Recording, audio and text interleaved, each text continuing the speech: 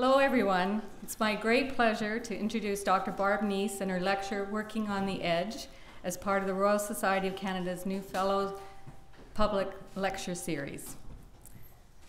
The crowd here, I think, this evening indicates something of the significance of her work, but I have to say that I think it's also the pride that we have here in Newfoundland and Labrador in the accomplishments of Dr. Neis. And where is she? So I'm actually looking at her when she's way in the back there. Okay. Fellows of the Royal Society of Canada are distinguished scholars who have made remarkable contributions in the arts, the humanities, and the sciences. Dr. Neis was appointed as such in 2013. Now, I wasn't actually present when they made that decision, but I'm pretty sure it was a slam dunk decision. It's difficult to identify a scholar who's done more to insist that we understand the fisheries as something complex, demonstrate that we need to work across borders if we are to move ahead, and demand that social science research remains relevant to people's lives. In submitting Dr. Neis's name for consideration by the Royal Society of Canada, the nominator noted that she has made 5 key contributions to knowledge: the identification of fishers' knowledge and its value to the science of fisheries, the impact of restructuring in its multiple forms on East Coast communities, her focus on marine and coastal occupational health, the importance of gender issues in the fisheries and in coastal communities, and the effects of employment-related geographic mobility. These all continue to be very important issues, and we no doubt know much more about them due to the groundbreaking work of Dr. Neis. And we can add a 6th, since she is now entering a new but related focus of research on agricultural health and safety. But tonight I want to mention something other than the content, strictly speaking, of Dr. Neis's research, as important as it is. I'd like to highlight a different kind of angle on her contributions to knowledge, and I'm going to call these 5 other things I like about Barb's work. And number 1 is her uncanny ability to speak and write and do tri-counsel. Now, the academics in the audience know what I mean by that, but it's the primary source of funding for researchers in Canada, and people usually stay in NSERC, which is the natural sciences, SHIRC, which is the social sciences and humanities, or CIHR, which is the health field.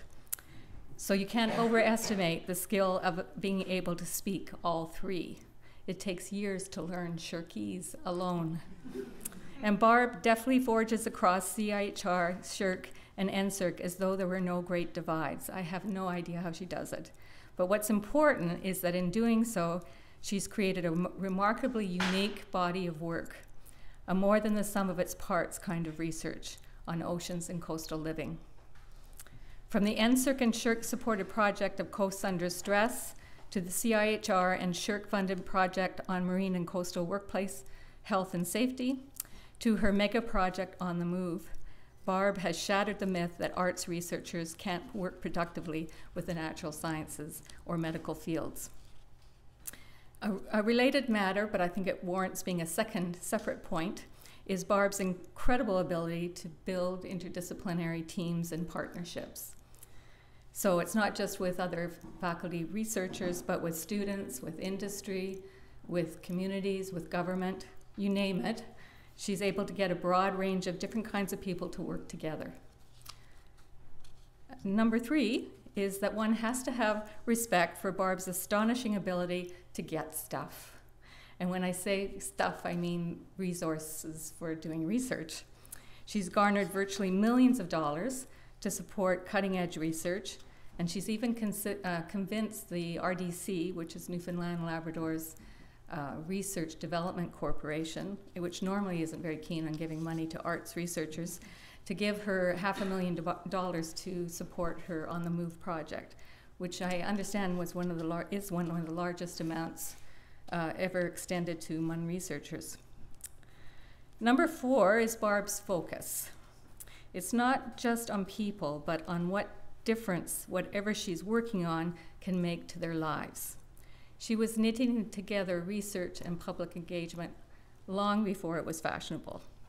And I just like to note where she chose to give her talk, which is not in the ivory towers of the university, but in downtown St. John's. In Barb's case, it's more than just engagement.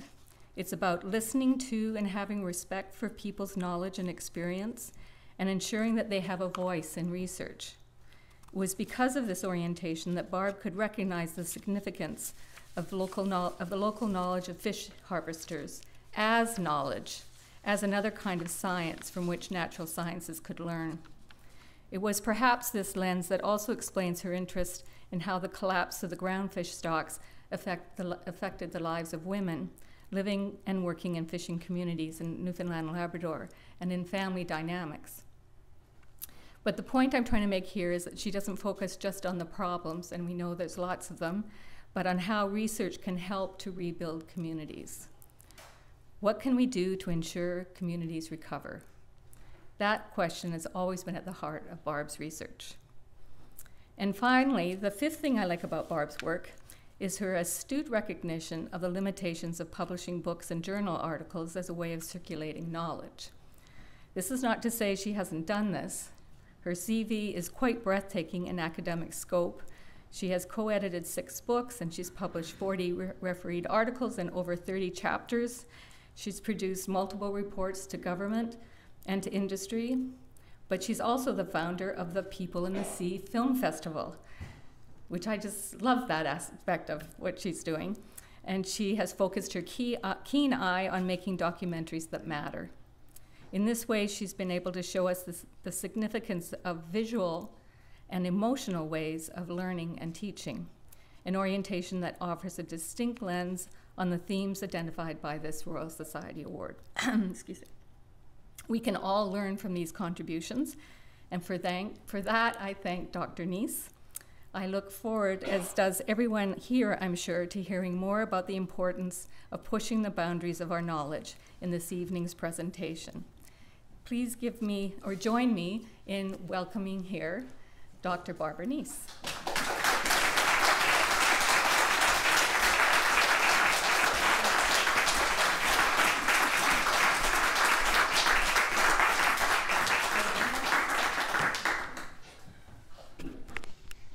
Thank you.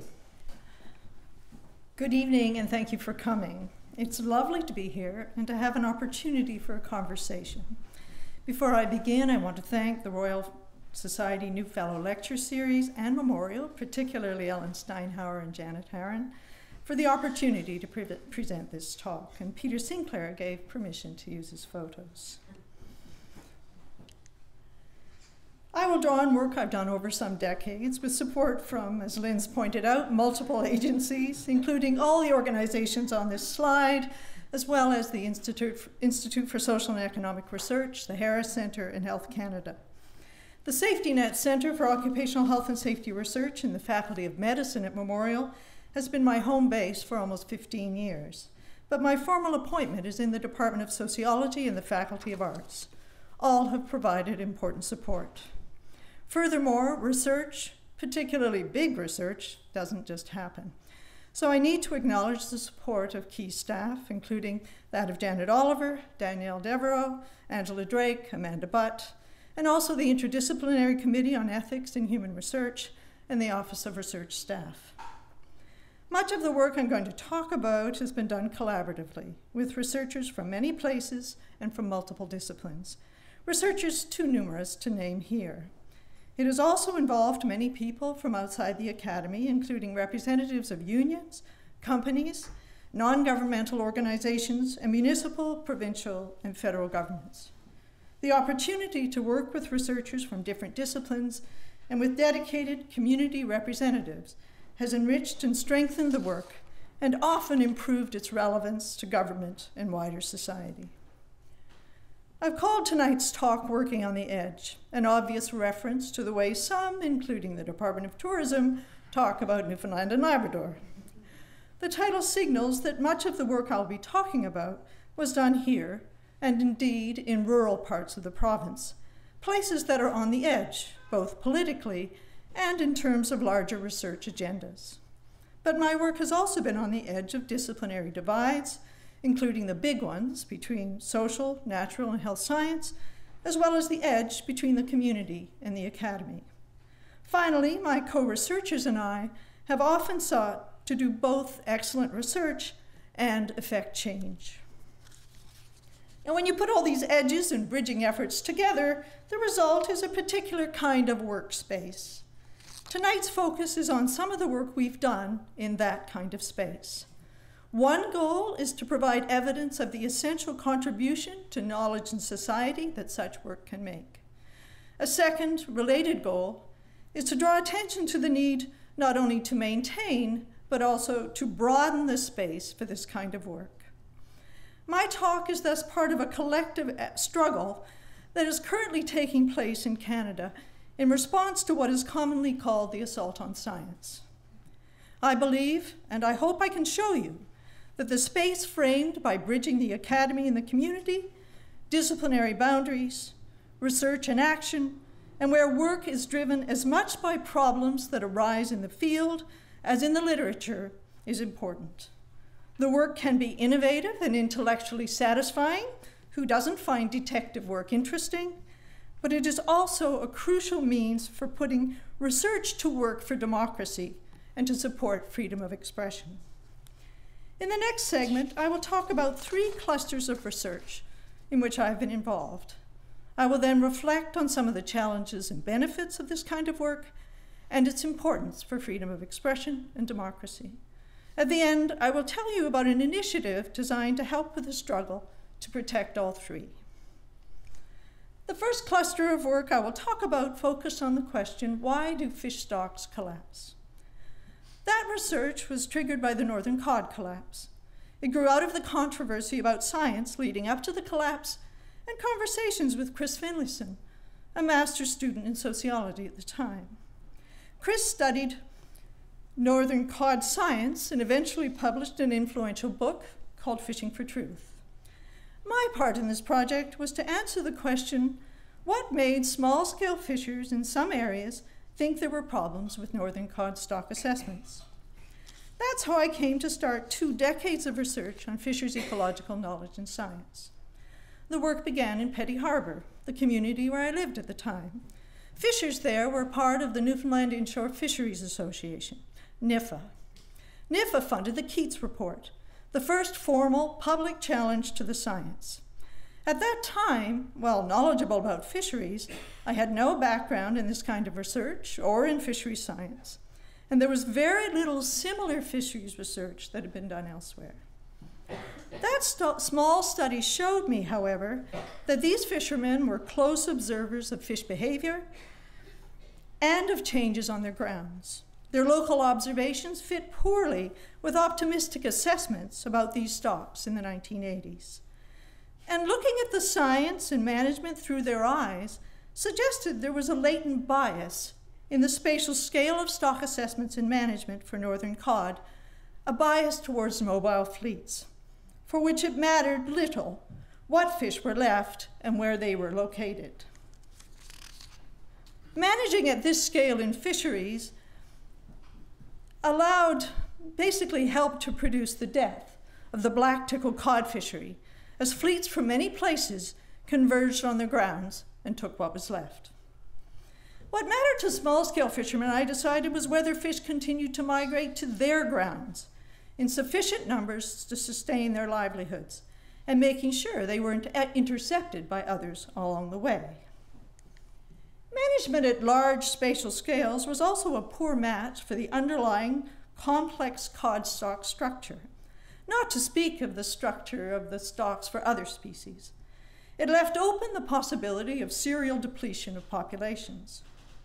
Subsequent historical research made it clear that the zonal management structure we work with, even today, these great big zones, triumphed over a different and much more complex proposal for zonal management structure that was proposed by Newfoundland scientist Wilfred Templeman, who did, interestingly enough, given how many zones he was suggesting in all of these in the inshore, he'd done much of his work with inshore fishermen.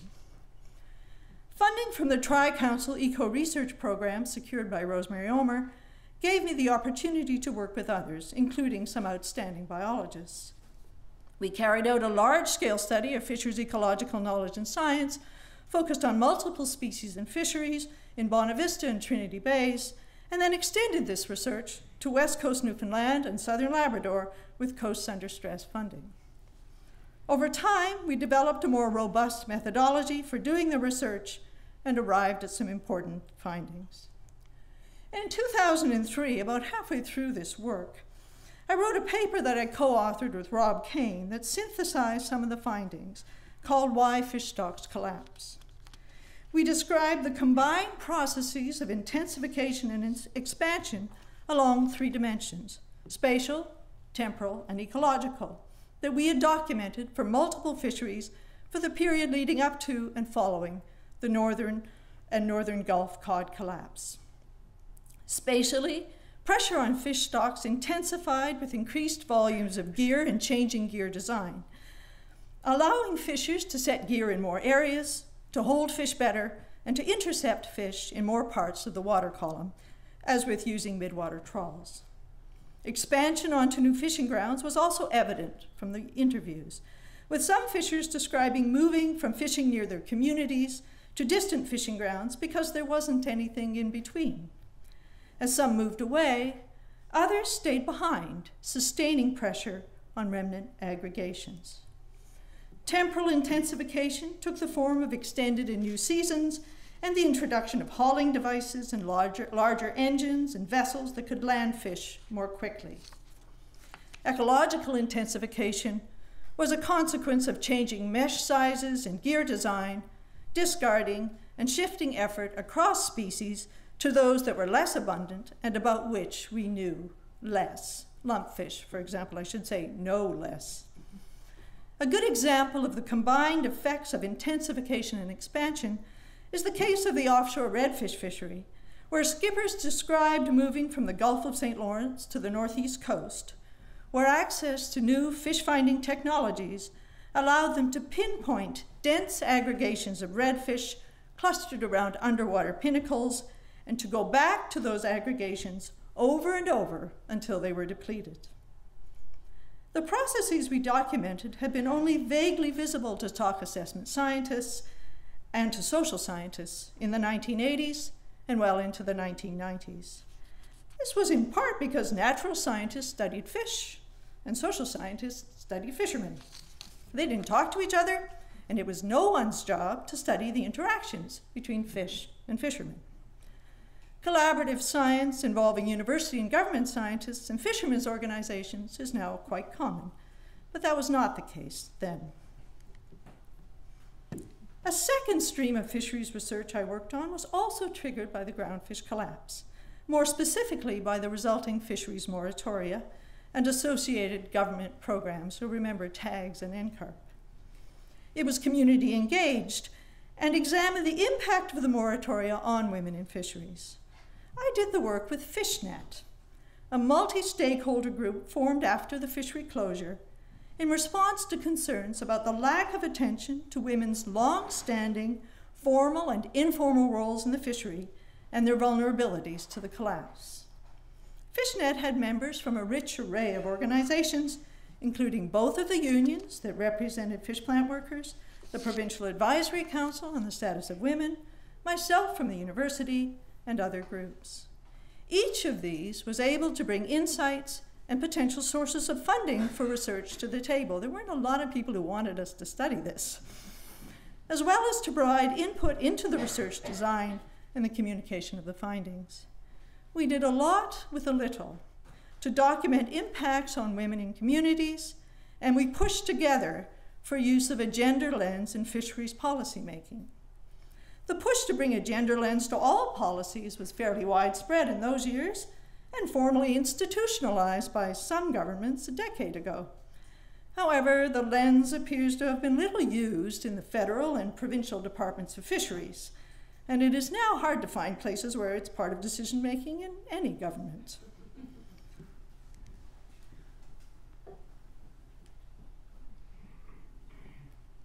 The second cluster of work I want to talk about is another long-standing interest of mine, work on occupational health. Occupational health is interdisciplinary to study, often quite politicized, and researchers are somewhat divided between those who tend to work with employers and those who start from the perspective of workers. There are some well-known tragic events and outcomes related to occupational health in Newfoundland and Labrador. One need only remember the sinking of the Ocean Ranger, or the less well-known story of the history of industrial disease in the St. Lawrence mines, where actually many more people died. Asbestos-related diseases are a major source of fatalities in Canada today and will be a major source of fatalities in many countries like India in the future.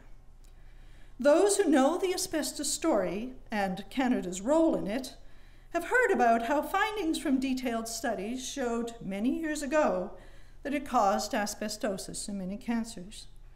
But these studies were often funded by companies like Johns Manville, the former owner of the Bayvert mine, and by their insurers, and the findings were suppressed. We only know about them and about internal correspondence related to them because of class action suits in the United States and the careful work of historians. A key part of Newfoundland and Labrador's asbestos story is the history of the Bayvert mine.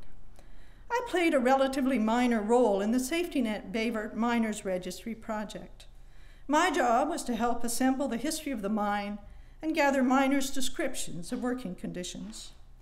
But this gave me an opportunity to participate in a public meeting where Tim Takaro and Paul Demers, an occupational physician and epidemiologist from British Columbia, who were members of the registry team, presented to the community this table that showed when it was confirmed that asbestos caused a range of diseases, from asbestosis to lung cancer and mesothelioma.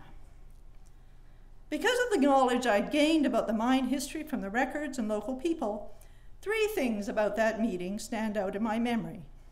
1, most of the dates on the timetable preceded the opening of the mine in 1963.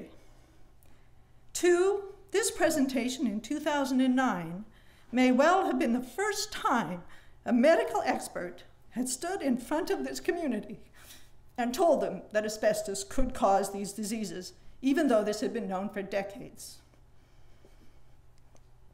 Finally, I was struck by a comment from a former teacher in the audience who said that when the mine was operating, the company, Johns Manville, would give the teachers bags of asbestos to use in the schools to make paper mache. In fact, as it turns out, Johns Manville used to manufacture paper mache out of asbestos and market it, obviously, to schools. Asbestos-related diseases can have a latency period of 30 to 40 years. The United Steelworkers Union and the community began asking government to establish a registry of miners in the early 1980s. That registry was not funded until 2008, after the mine had been closed for over a decade and many of the miners had died or gone to other mines and other places. My most sustained occupational health research is focused on occupational allergy and asthma to shellfish, so-called crab asthma. Shellfish asthma is caused by sensitization to proteins that are found in shellfish that are aerosolized during processing. The prevalence of the illness in some labor forces could be 16% or higher. Prevalence increases with cumulative exposures, and in Newfoundland and Labrador, some workers, particularly many women workers, have very high cumulative exposures. The illness can be extremely debilitating, both at work and away from work. Indeed, it is potentially fatal. If workers continue to be exposed after they are sensitized to the proteins, there is a substantial risk symptoms will persist after exposures end. And I recently spoke with a Quebec physician who has to work all the time with these workers, and he told me how very difficult it is to manage their illness. I first learned about this problem in a conversation with a plant manager in an airport. She described a situation where her workers were collapsing. After she'd called people at several plants owned by the same company, someone suggested it might be crab lung. I quickly found the existing studies on the subject of shellfish asthma and discovered that cases were first documented in Newfoundland in 1978 in a Faculty of Medicine task force report chaired by respirologist Harry Edstrom, who published a paper about the study in the medical literature. But there was no follow-up to the original Newfoundland research. In the 1980s and 1990s, a series of studies was carried out by Quebec researchers. Thus, by the early 1990s, when I started trying to figure out what this woman was talking about, there was solid research on this occupational disease, but done elsewhere. And the knowledge had not been transferred to Newfoundland and Labrador. I did a review of the literature, buttressed by interviews in 4 communities and funded by the Institute for Social and Economic Research, published a paper in a book chapter, and sent my findings to the government. To my knowledge, little was done. After all, I'm a sociologist, not a respirologist.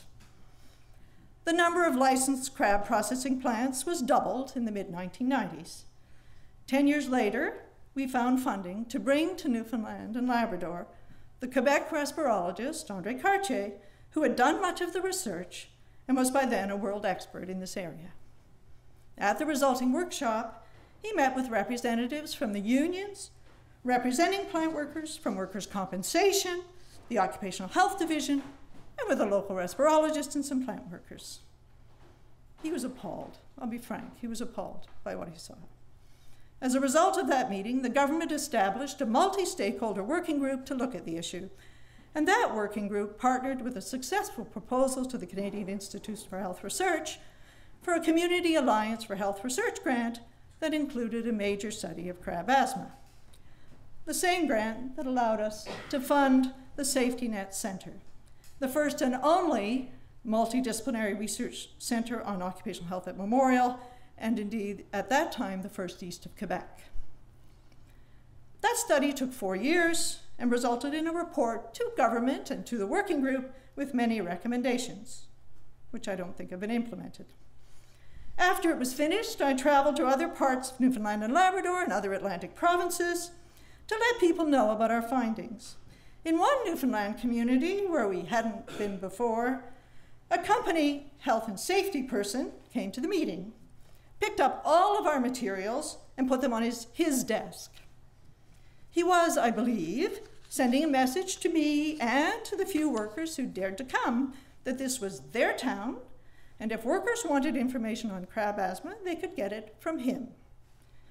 This illustrates the attitude of some, but certainly not all, of the seafood processing companies in this province when it comes to health and safety and the rights of workers. Like others, these workers have the right to know about hazards, to participate in health and safety committees, and to refuse dangerous work. But it is obviously not always easy to exercise these rights. Too often, these and other workers feel they need to choose between their jobs, family, communities, and their health. Our system of inspections and compensation is based on workers' willingness and ability to report hazards and illnesses. Workers have to know about hazards if they're going to report, and are unlikely to report if it jeopardizes their job or even that of a family member. Furthermore, the hazards that cause most occupational diseases are rarely visible, and symptoms of things like occupational asthma are hard to distinguish from other problems, even for experts. Workers and employers need access to appropriately trained specialists if they're going to understand what is happening. They also need support to find ways to reduce risk. On multiple occasions, inaction on occupational disease in this province has resulted in a serious burden of illness in small communities and enormous suffering for those affected. We need active and effective prevention programs for occupational disease that support early detection and rapid and effective intervention, buttressed by the best knowledge available, and we don't have those. Our safety network on crab asthma was largely the result of accidental encounters, good timing, determination, and a good dose of moral outrage. It could easily have not happened, and despite all the investment, little seems to have been done to reduce exposures and to help those affected.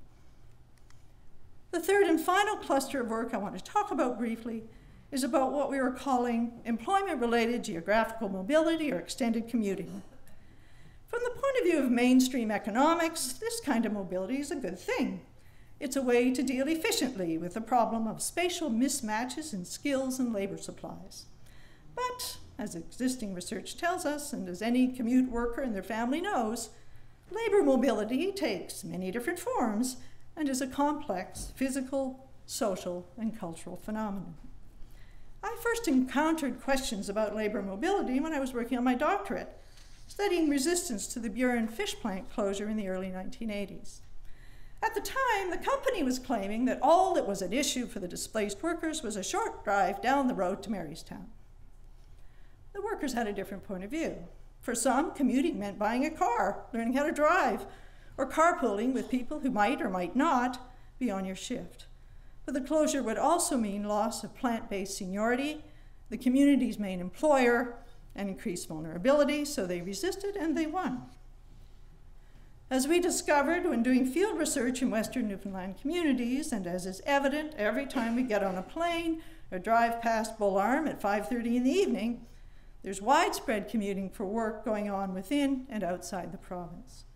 Who is commuting? Where? How? In what sectors? And with what consequences is poorly understood.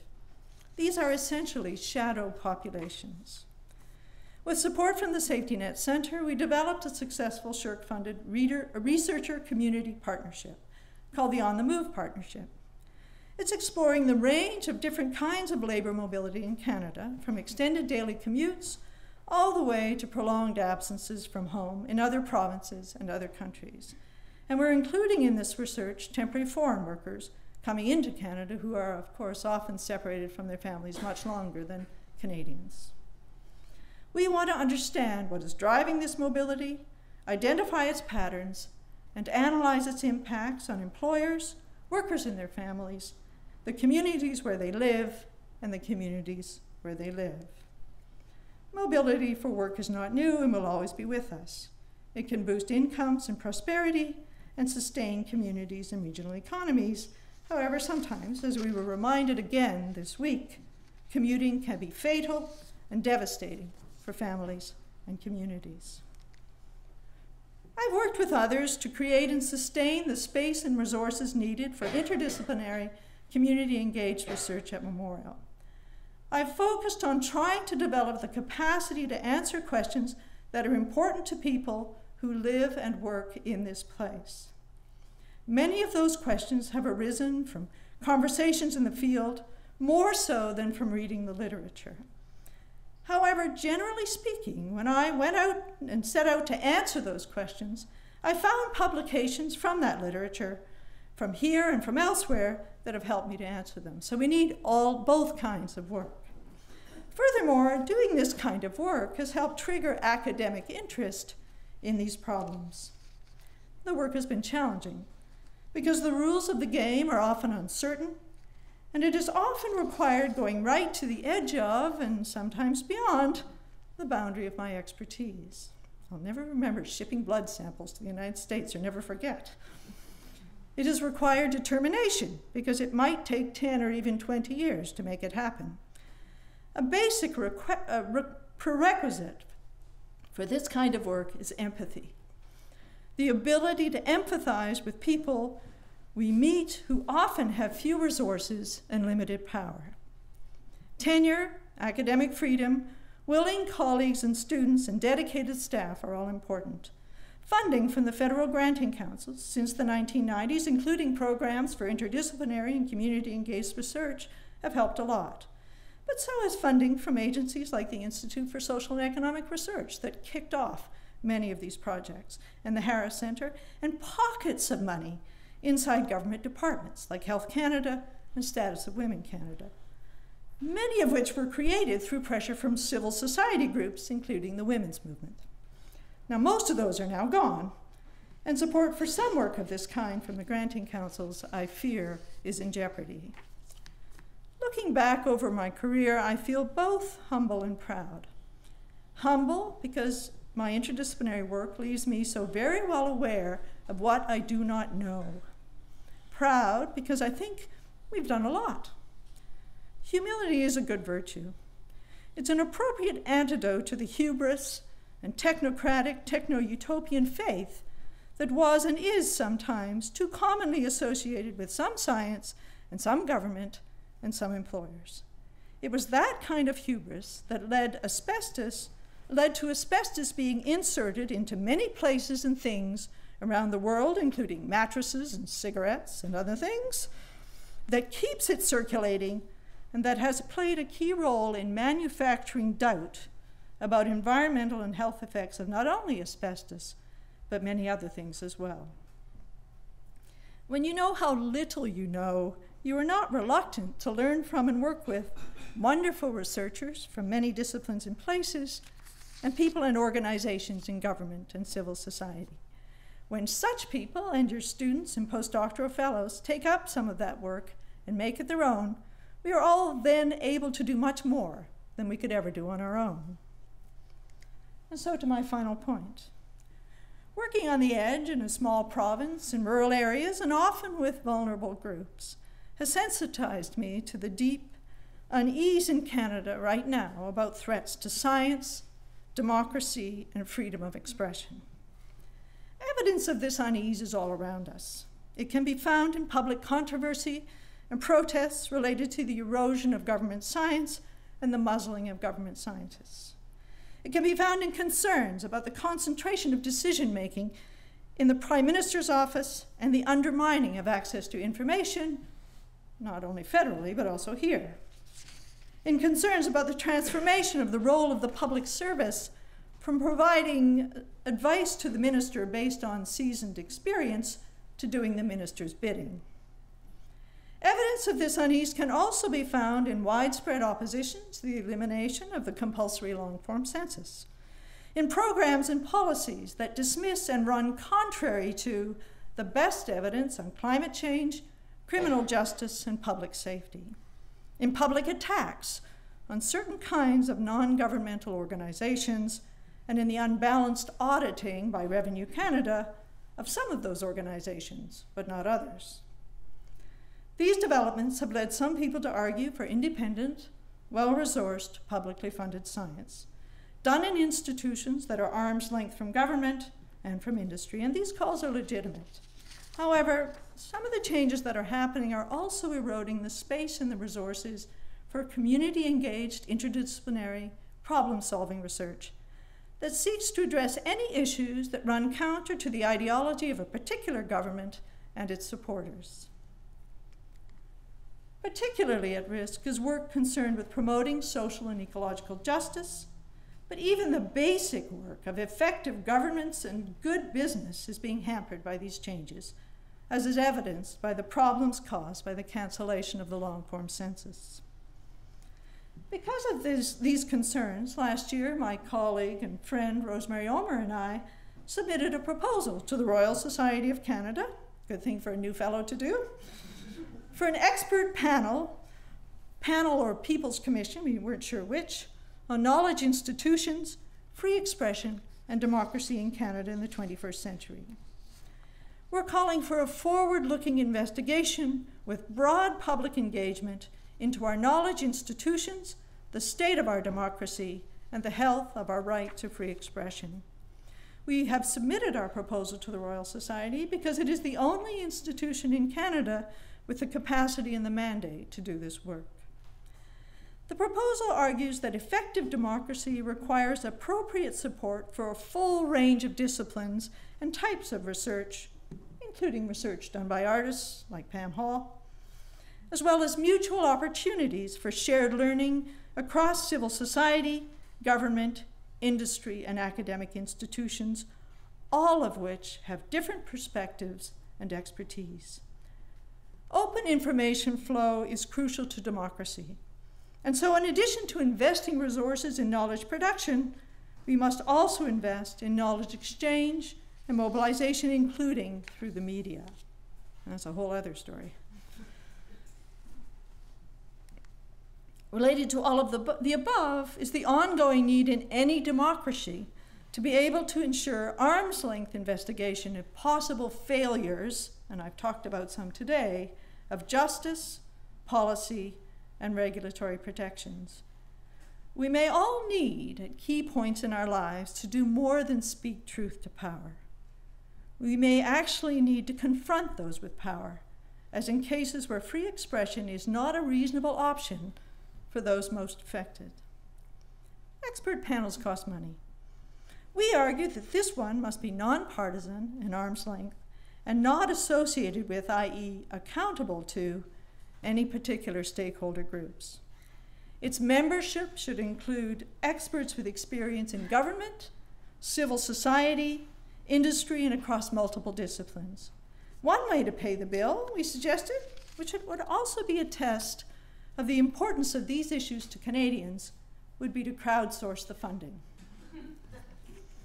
It'll be interesting to see how they react to that. Rosemary and I, and the many leading experts who signed our proposal, believe we need institutions that support ongoing collaborations between university researchers, government, and other groups to do the huge job of sustaining democracy, free expression, and innovation. Only thus can we maximize the potential of our people and institutions in this new 21st century.